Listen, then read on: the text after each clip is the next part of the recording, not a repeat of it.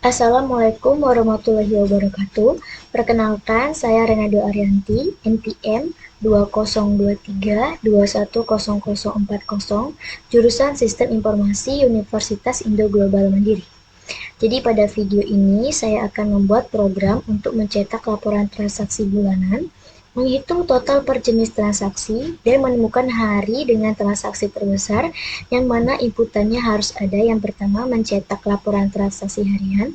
Yang kedua, menghitung total transaksi dengan jenis sistem pembayarannya, yaitu ada transfer, top up, dan pembayaran.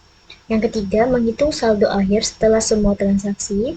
Yang keempat, menampilkan hari dengan jumlah transaksi terbesar. Oke, jadi inputan pada RAN akan ada yang pertama saldo awal, yang kedua jumlah hari transaksi, yang ketiga jenis transaksi per hari, yang keempat jumlah transaksi per hari. Lalu pada outputnya nanti ada yang pertama laporan transaksi harian, yang kedua total transaksi per jenis, yang ketiga saldo akhir setelah semua transaksi, dan yang keempat hari dengan jumlah transaksi terbesar. Jadi langsung aja kita buat programnya. Kalau belum ada projectnya, buat projectnya dulu dan sesuaikan mau simpannya di mana. Karena di sini saya udah ada projectnya, jadi langsung aja kita buat. Oke. Yang pertama adalah masukkan import scanner terlebih dahulu di bawah. Oke.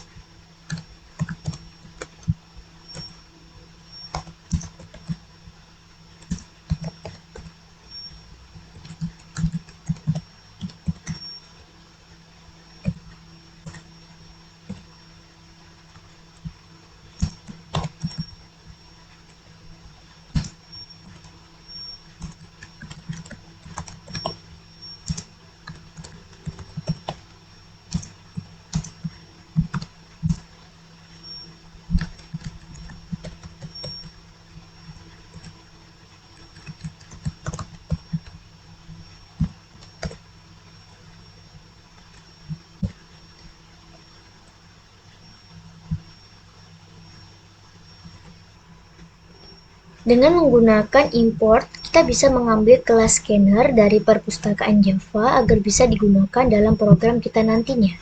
Yang dimaksud scanner ini adalah sebuah kelas Java yang berguna untuk membaca inputan dari pengguna. Inputan pengguna adalah agar pengguna bisa memasukkan tulisan ke dalam program melalui keyboard. Lalu yang kedua, ada objek scannernya. Jadi dengan membuat objek scanner ini agar kita bisa terhubung sama sistem in atau keyboard. Dengan ini kita bisa membaca inputan dari pengguna. Oke, yang ketiga, kita membuat inputan saldo awal. Kita buat dulu komennya agar terlihat lebih rapi. Input saldo awal.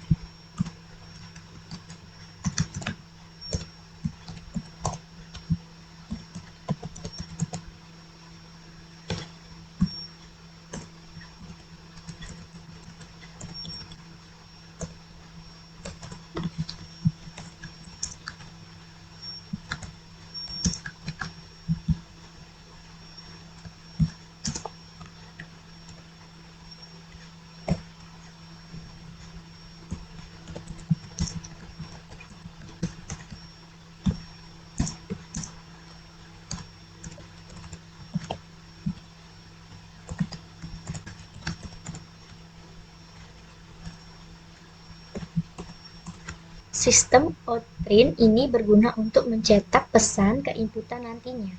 Di sini pesan yang akan dicetak ke layar inputnya adalah masukkan saldo awal. Jadi pengguna diminta untuk memasukkan berapa nilai saldo awalnya. Dan di sini kita memakai tipe data integer dan variabelnya kita buat aja variabelnya itu saldo awal. Lalu scanner next in ini berguna untuk membaca inputan dari keyboard sebagai bilangan bulat. Karena kita memakai integer, jadi bilangannya yang tampil nanti akan menjadi bulat. Oke, selanjutnya yang keempat, kita buat inputan jumlah hari transaksinya. Sama aja, kita buat juga komennya terlebih dahulu. Input jumlah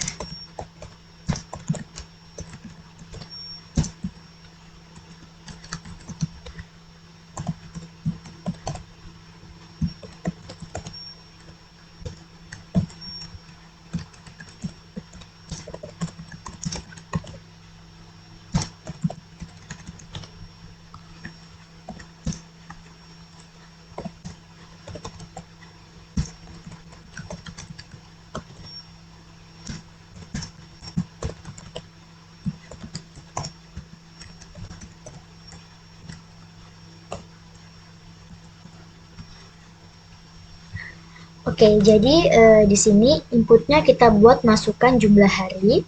Jadi pengguna nanti disuruh masukkan berapa hari melakukan transaksinya.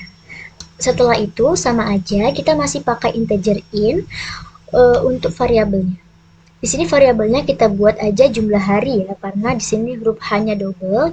Kita harus buat salah satunya jadi huruf kapital biar nggak keliru aja. Selanjutnya yang kelima, kita membuat inisialisasi array untuk menyimpan data transaksi. Jadi inisialisasi array adalah memberikan nilai awal kepada elemen-elemen array. Kita buat dulu komennya ya.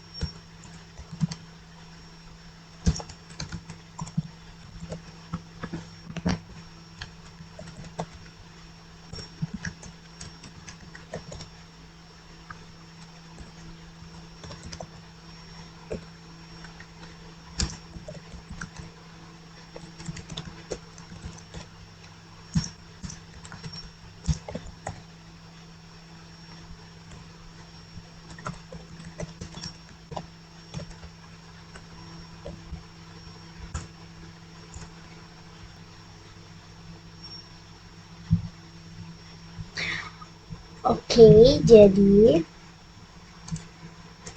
kita membuat array jenis transaksi untuk menyimpan jenis transaksi dengan tipe data string. Jadi string itu tipe data yang akan menyimpan data berupa teks pada setiap elemen dari array. Jenis transaksi yang akan kita pakai nantinya itu kan ada transfer, top up, dan pembayaran. Lalu untuk new string jumlah hari, artinya ukuran array ditentukan oleh jumlah hari yang sebelumnya dimasukkan oleh pengguna. Contohnya adalah semisal pengguna memasukkan jumlah harinya 3 hari, jadi elemen jenis transaksinya juga akan ada 3.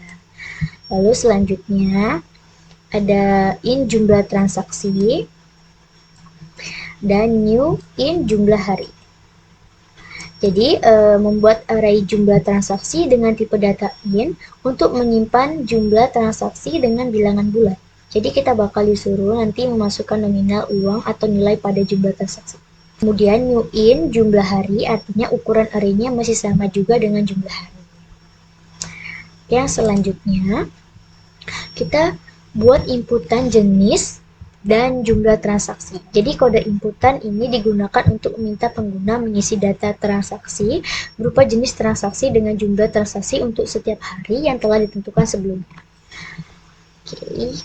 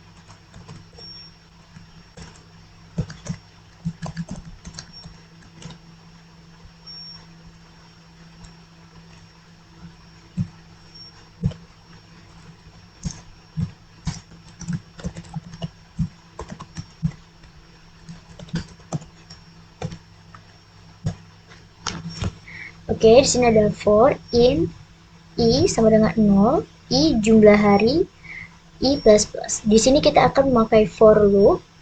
Jadi yang untuk belum paham for loop itu apa, for adalah sebuah loop atau perulangan yang digunakan untuk menjalankan sekumpulan kode secara berulang sebanyak yang ditentukan.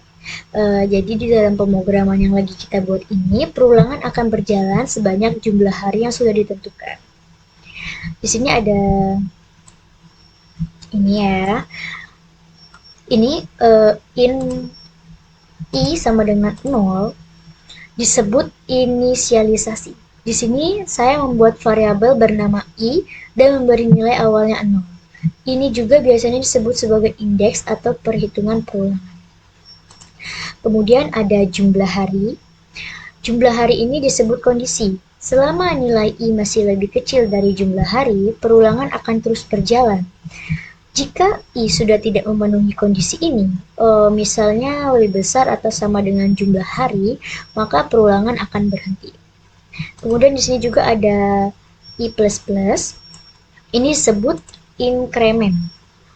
Setelah setiap putaran perulangan selesai, nilai i akan bertambah dengan 1.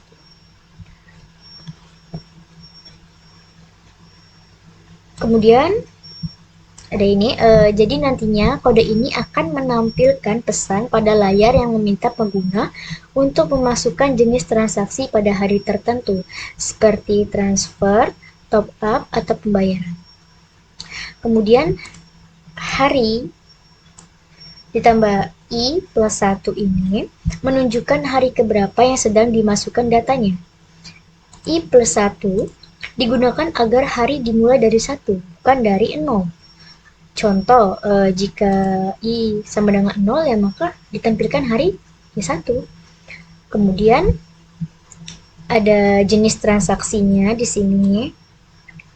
Jenis transaksi ini membaca input dari pengguna berupa kata tunggal atau cuma satu kata. Input yang dimasukkan pengguna akan disimpan ke dalam array jenis transaksi pada posisi indeks ke i. Kemudian ada sistem outputnya ini. Jadi dalam inputan kali ini kita disuruh memasukkan jumlah transaksi pada hari yang sudah kita tentukan. Inputannya yang jelas berupa angka nantinya, karena kita di sini memakai tipe data integer. Angka yang sudah kita masukkan ke dalam inputan akan disimpan ke dalam array jumlah transaksi ini pada indeks ke i. Kemudian pada i plus 1 menunjukkan hari keberapa yang sedang dimasukkan datanya. Nah, jadi kode inputan jenis transaksi dan inputan jumlah transaksi masih berpatokan sama jumlah hari. Jika pengguna memasukkan jumlah hari 3, maka perulangan akan meminta input jumlah transaksi sebanyak 3 kali. Begitu juga dengan jenis transaksi akan meminta 3 inputan, apa saja yang akan kita pilih antara transfer, top up, atau pembayaran.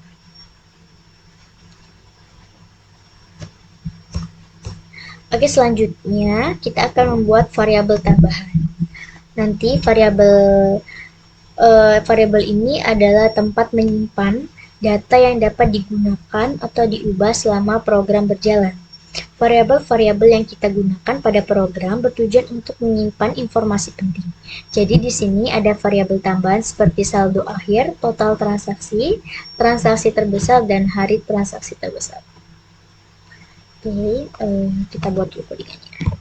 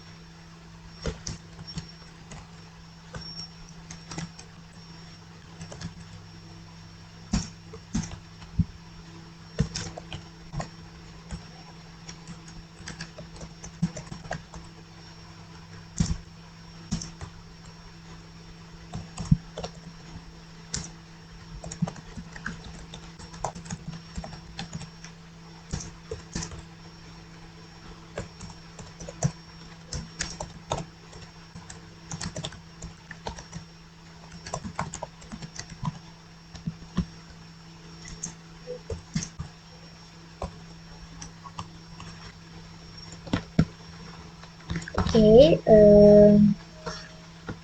jadi di sini saya akan menjelaskan setiap variabel yang baru ditambahkan. Yang pertama ada in saldo akhir.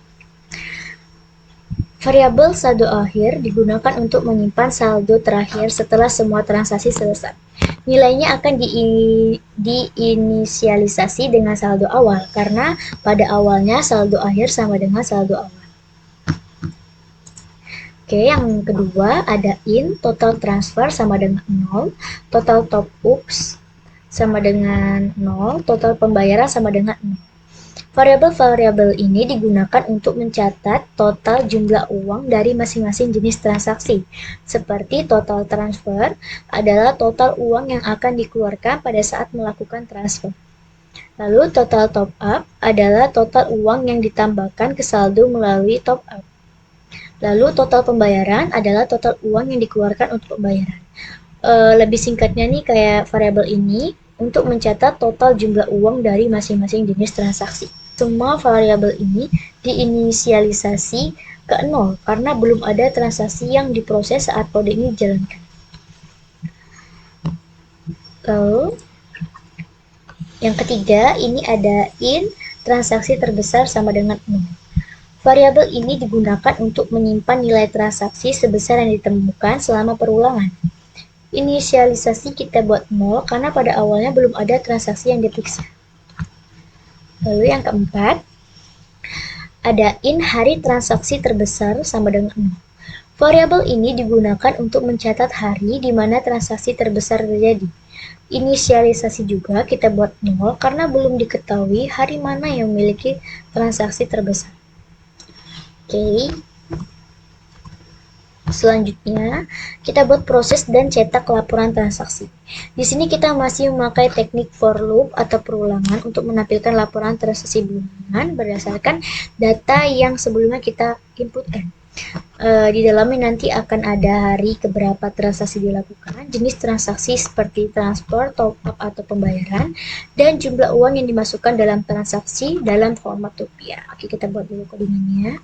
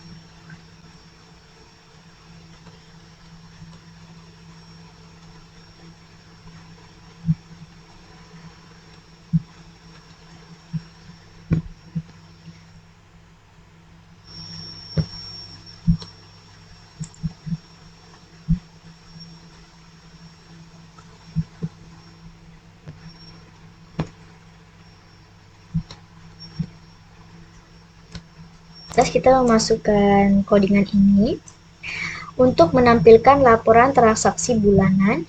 Jadi ini bisa dibilang akan menjadi judulnya. Setelah itu kita kasih garis miring N ini. Digunakan untuk menambah baris kosong atau space kosong agar terlihat lebih rapi. Oke, setelah itu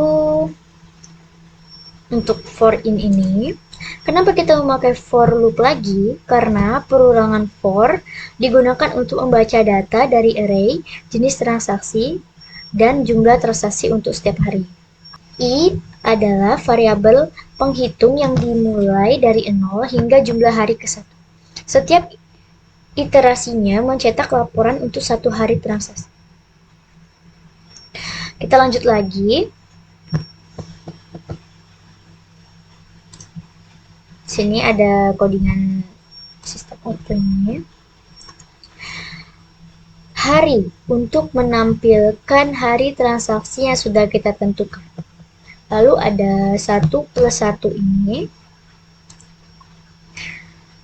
Digunakan agar hari dimulai dari angka 1, bukan angka 0. Di sini juga kita menambahkan jenis transaksi untuk mengambil jenis transaksi dari array.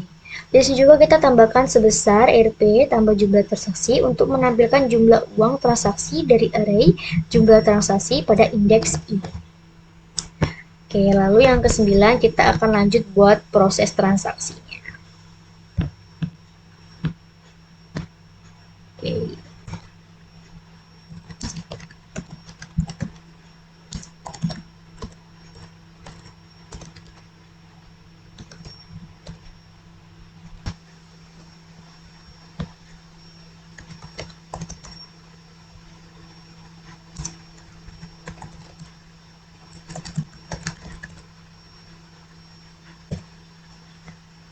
Di sini kita pakai Swiss.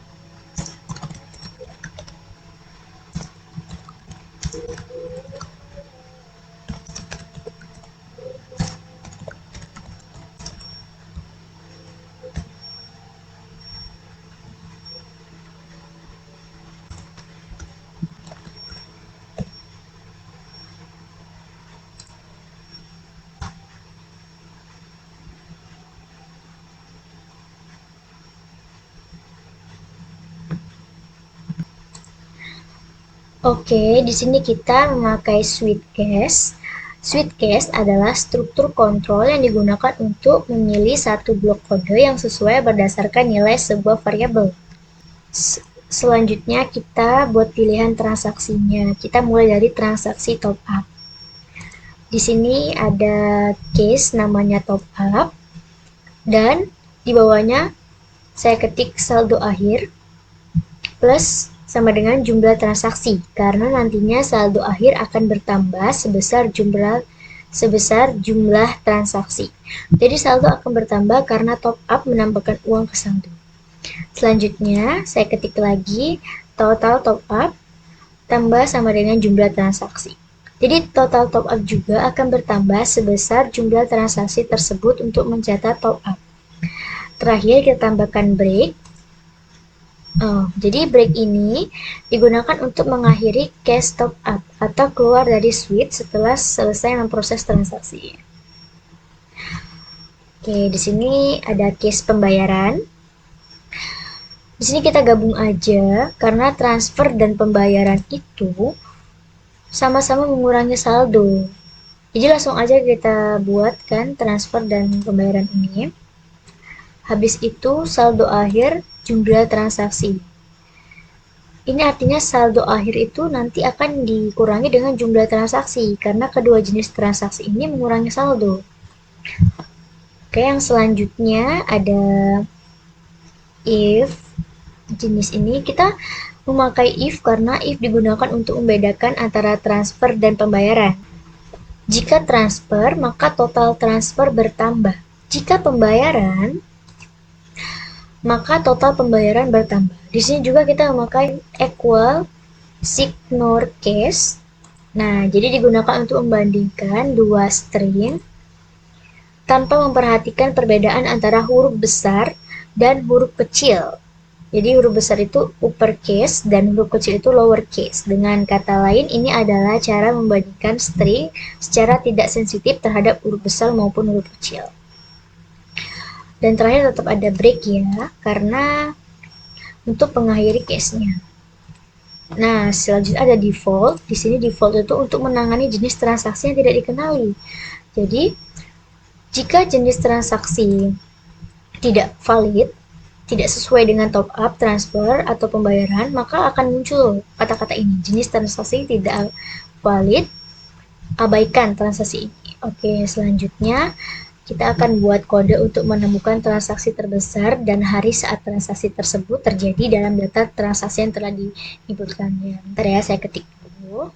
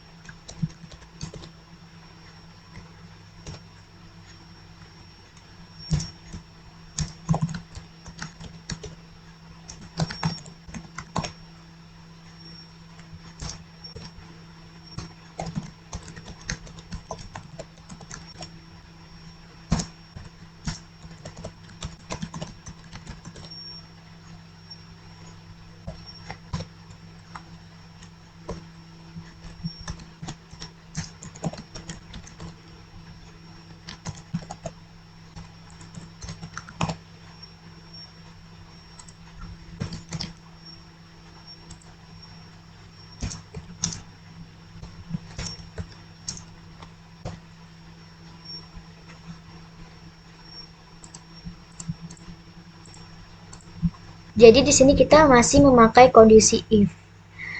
Jumlah transaksi ini adalah nilai transaksi pada hari ke I. Ada transaksi terbesar juga, ini adalah variabel yang menyimpan nilai transaksi terbesar yang telah ditemukan sejauh ini. Ya. Jadi logikanya itu, jika nilai transaksi pada hari ke I lebih besar daripada transaksi terbesar yang tercatat sejauh ini, ada jumlah transaksi terbesar, maka program akan memperbarui transaksi terbesar dengan nilai transaksi pada hari tersebut dan akan mencatat hari di mana transaksi terbesar terjadi. Selanjutnya ada hari transaksi terbesar, mencatat hari saat transaksi terbesar terjadi. Karena I dimulai dari 0 dalam array, maka perlu menambahkan 1, I plus 1, agar sesuai dengan perhitungan hari yang dimulai dari 1. Lalu selanjutnya di sini kita akan buat tampilan cetak total per jenis transaksi ya.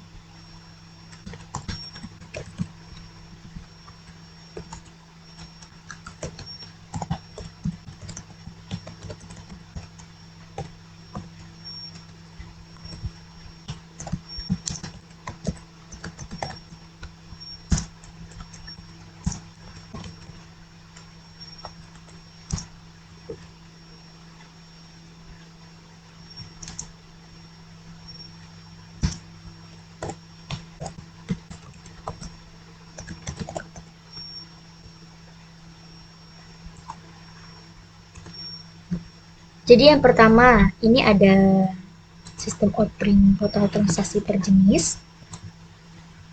Garis miring N merupakan karakter untuk membuat baris baru sebelum menampilkan teks. Ini membantu menjaga tampilan output agar lebih rapi. Kemudian menampilkan teks total transaksi per jenis sebagai judul bagian laporan. Selanjutnya yang kedua ini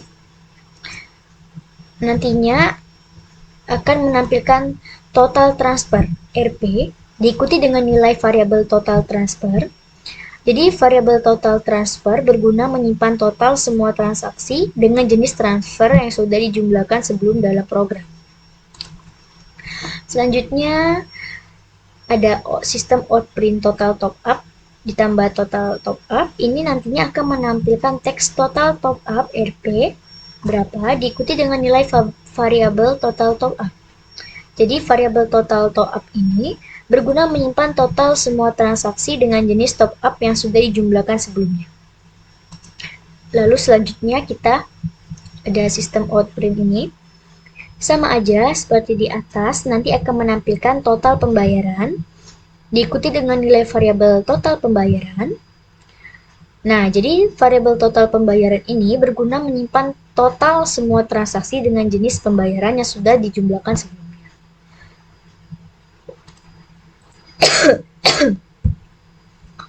kita lanjut lagi di bawahnya buat kode untuk menampilkan saldo akhir pengguna.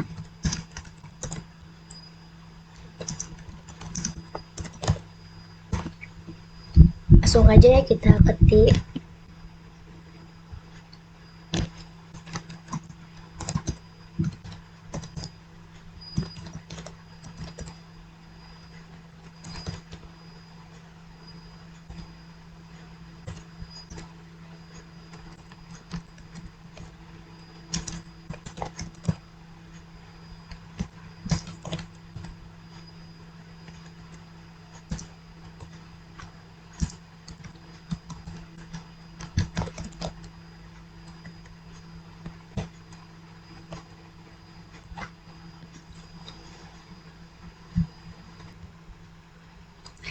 Oke, ini nanti akan mencetak teks saldo akhir RP, dan jangan lupa kita tambahkan garis miring N ini ya, karena di sini kita memanggil variabel saldo akhir agar keluar nilai saldonya. Oke, selanjutnya kita akan menampilkan informasi tentang hari dengan transaksi terbesar dan jumlah hari yang sudah ditentukan nantinya. Oke, langsung aja kita ketik.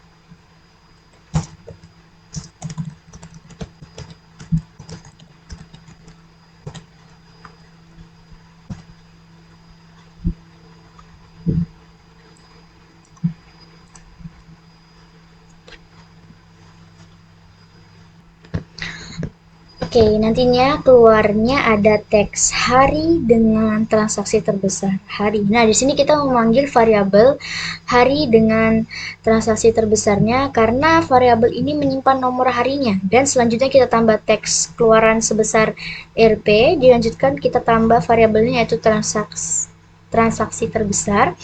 Sama aja variabel ini juga menyimpan data transaksinya. Karena ini sudah semua, kita masukkan semua kodenya, langsung aja kita run dan kita coba jalan atau tidak.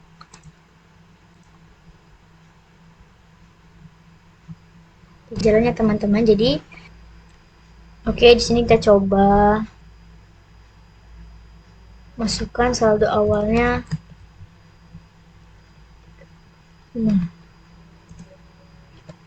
Kita masukkan jumlah hari transaksinya 3. Hari ke-1 top up, transaksinya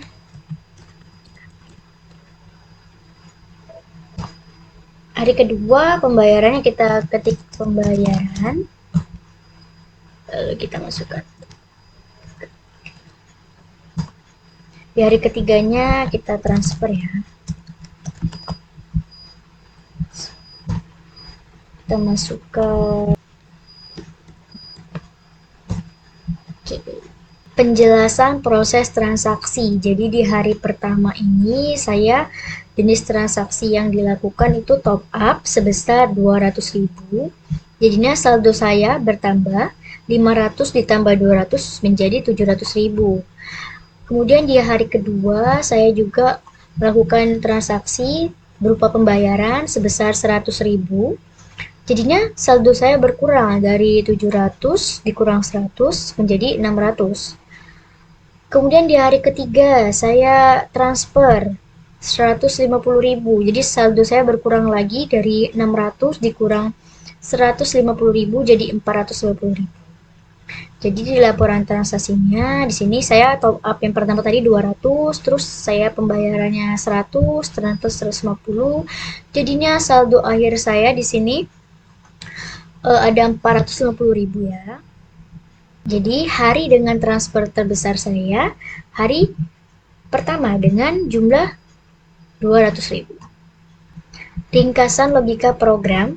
Yang pertama ada input data ya. Jadi program menerima saldo awal dan jumlah hari transaksi. Kemudian menggunakan array untuk menyimpan jenis dan jumlah transaksi untuk setiap hari. Kemudian ada proses data, jadi memproses setiap transaksi menggunakan log dan switch case. Kemudian mengupdate saldo akhir dan total transaksi berdasarkan jenis transaksi. Yang ketiga ada cek transaksi terbesar. Jadi dalam loop, program membandingkan setiap transaksi dengan transaksi terbesar sebelumnya. Yang keempat ada output data, jadi program mencetak laporan transaksi, total transaksi per jenis, saldo akhir, dan hari dengan transaksi terbesar. Oke, manfaat program. 1. Mengelola keuangan. Program ini membantu pengguna untuk memantau transaksi keuangan harian, jenis transaksi, dan saldo akhir. 2. Analisis transaksi. Dengan menggunakan transaksi terbesar, pengguna dapat melihat pola pengeluaran atau pemasukan. Yang ketiga, laporan yang jelas. Program menyajikan laporan terperinci sehingga mudah dipahami oleh pengguna. Yang keempat, fleksibel. Fleksibel dapat digunakan untuk berbagai jumlah hari dan jenis transaksi sesuai kebutuhan pengguna. Jadi, itu saja yang saya bisa jelaskan untuk program kali ini. Semoga ini bisa berguna untuk teman-teman sekalian. Saya akhiri. Assalamualaikum warahmatullahi wabarakatuh.